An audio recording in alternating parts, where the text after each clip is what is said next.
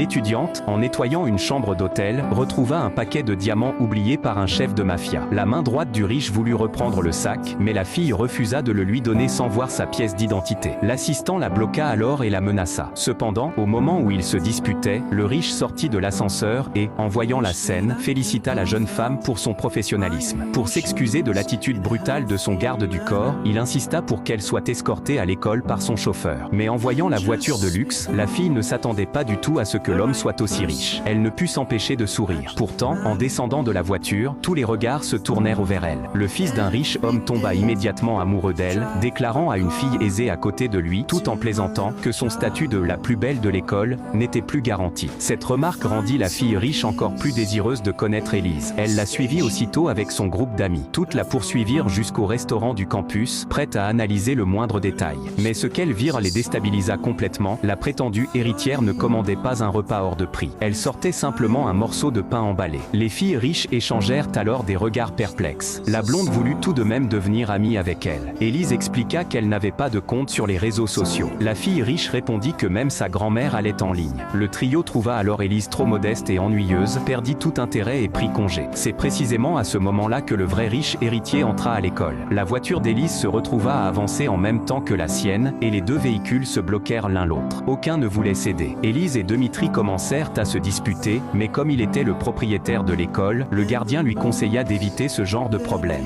Dimitri céda donc, et la laissa entrer en premier. Toutes les filles coururent ensuite après lui, mais contre toute attente, il avait déjà son attention tournée vers la nouvelle élève. Peu à peu, ils commencèrent à ressentir quelque chose l'un pour l'autre. Mais le destin en décida autrement. Un soir, alors qu'Élise avait fini de nettoyer une villa de riches, elle sortit avec un sac poubelle à la main. Par hasard, elle tomba sur Dimitri, qui était en réalité le fils de la famille. Contre toute attente, lorsqu'il comprit la situation, il lâcha un sourire.